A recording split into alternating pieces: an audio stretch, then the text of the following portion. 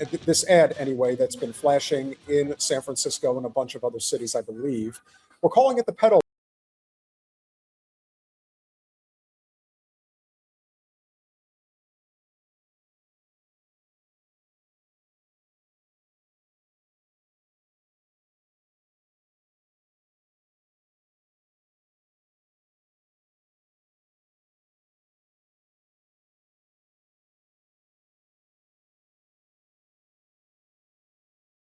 So let's be clear. I know a lot of people are going to want to talk about specifically the various people that are being mentioned in the Epstein files, but I will tell you, if there's one thing that I think is going to happen tomorrow night that perhaps isn't being addressed to the extent that it is as of this moment, but it is ultimately going to change once we get close to game time tomorrow, there has to be some type of a trend that is going to be a hashtag that should be spread on social media throughout the game. Call it pedo bowl, call it Epstein files, call it all those things. But whatever happens, this has to be a primary talking point during the game tomorrow. Now, I don't know if Trump is going to be at the game. It's the Super Bowl. I would be surprised if he isn't, but anything's possible. Will there be a fleet of ICE agents surrounding Levi's Stadium tomorrow? Honestly, if they do that, it's all for show and a waste of time and a waste of money. But why would that surprise anybody? This is just another distraction. If we're going to stay focused on what really matters, it is connecting these pieces. Why are people able to get away with what they're able to get away with? We're going to get to Robert Kraft again in a minute. If you guys saw the clip that we dropped earlier, we addressed the fact that this man, who is the owner of the New England Patriots, is extremely close with Satanyahu Milikowski. Well, he's actually going to be playing an ad in the Super Bowl that he's paying for about Stop Antisemitism. I am not kidding. But I'm not surprised. I thought that an ad would be played. The fact that it's the Patriots owner, one of the participants in the Super Bowl, that's paying for this ad. Well, I mean, that kind of says it all, doesn't it? We have a little bit more from this cute little ad here.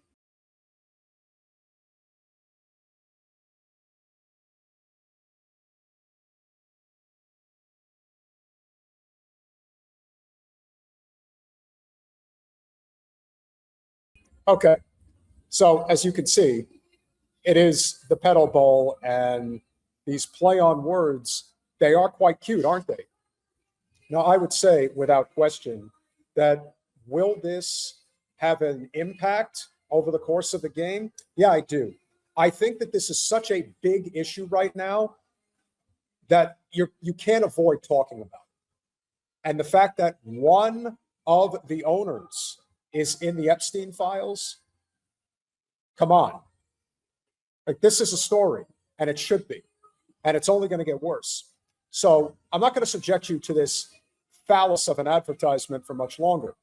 But we do have another one that I think you would like, probably take a little bit more interest in. So, as I mentioned, tomorrow is the Super Bowl, and you are going to see ads throughout the game that are going to cover a wide range of topics, including this one that the owner of the Patriots paid for.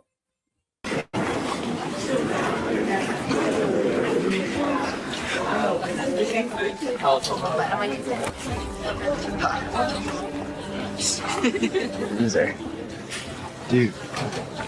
Did you see that? So bad. Oh, bro, look at him. Oh my gosh. It's not funny. Stop.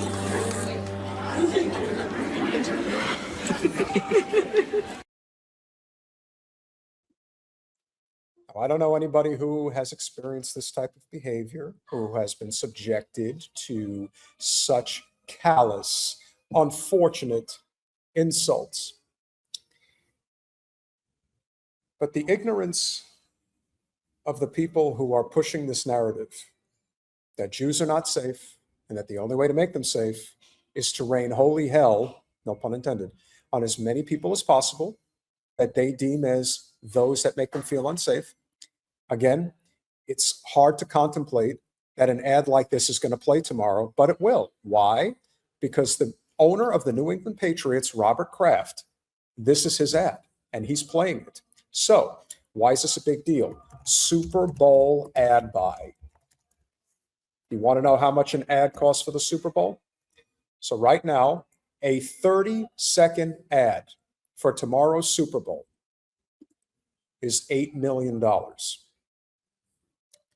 If you do it at peak time during the Super Bowl, let's say right after the kickoff and they go to that first break, that's $10 million. This is not a 30-second ad. This is a minute. So do the math. We'll continue. Do not listen to that. Thank you, man. I know how it feels. He knows how it feels. So not only are you making an ad about Jewish persecution, but you're using a black student as a prop to say, oh, I got you, man. I totally understand. I totally understand your plight and pain and what you're dealing with. 2 in 3 Jewish teens have experienced anti-Semitism. What exactly do you mean by that? Were you insulted? Did somebody say, quit being a Jew, etc.? Again, what does that entail? And do you consider anti-Semitism saying free Palestine? Well, knowing them and how they think and how they conduct business, Zionists 1000% would surmise that this is one and the same. But the idea that you are going to use somebody from a culture that actually experiences economic and social plight and has for a long time. It would be one thing if this was measured, we'll just say symmetrically, in terms of actual lived experience. But if there's one thing most people know about the average Jew in the United States, they don't come from poverty. But a lot of people from the Black community do. So to suggest that this is one and the same, and that that is the life experience that they're going through, that is an insult to anybody who comes from struggle. And only somebody as completely out of sight, out of mind, as a multi-billionaire Zionist freak, with all due respect, like the owner of the New England Patriots, would put an ad out there like this. And there's still a little bit more to play.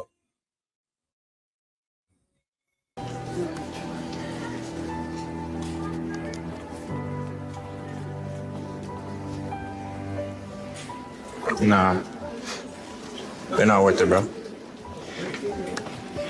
Yeah, you're right. I was tripping. What's your name? Yeah, you're right. I was tripping. Who did they advise to make this ad? Did they talk to somebody who decided to talk to the one black student that goes to a high school in the middle of nowhere with a 95% white population? You couldn't have said it more. I'm trying to think of the right word. It was a completely non-contextual phrase to use in that sentence. I was tripping. Could you sound more inappropriate in the way he said it? No. But that's the idea. It's almost as if Robert Kraft directed this, not just paid for it. So there you go. You want to stand up to hate? Stand up to genocide. That's how you stand up to hate. That's how you change the narrative. There's nothing more to it than that. So when the Super Bowl takes place very soon, just make sure you understand what's at stake here. If we are in a situation where we can be rooting for a team just for the sake of trying to give some semblance of comeuppance to somebody who probably has, and it has been rumored for years, guys, and now it clearly is true based on everything that's happened over the past several decades.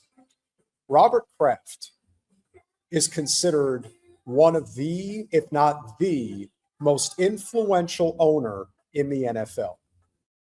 Extremely wealthy, extremely powerful, and we can see why. And pursuant to that end, he is spending upwards of up to $20 million to air this ad. Who's to say it's not going to air more than once? Maybe it will. Now, depending on when it airs, it'll cost less, but there is no question that he is going to spend a boatload of money to get this on the air. So when you think about who you're rooting for, and I am not in any way trying to tell somebody who's a Patriots fan that they shouldn't root for their team. Again, I'm in San Francisco. I just came from a get-together party that was all for Patriots fans. Again, they're just regular people. They like their team, and that's fine. But keep in mind when you get all the way to the top, who's really calling the shots. And I'm not saying that that is the reason why they've been successful since 2001. Frankly, since he took over, which was in 1996. At that time, Robert Kraft took over the ownership, and they've been successful ever since. But you really have to wonder, if you go behind the scenes, are there certain advantages that he has that maybe others don't?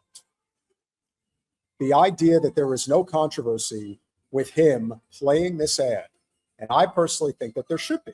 I think it is controversial that the owner of one of the Super Bowl participants is running this ad during the game. I do think that there's something to be said for that, much like I think there's a huge problem with somebody like Giannis Antetokounmpo, who is a superstar in the NBA, partnering with a gambling site, Kalshi. The sanctity of sports is not what it once was.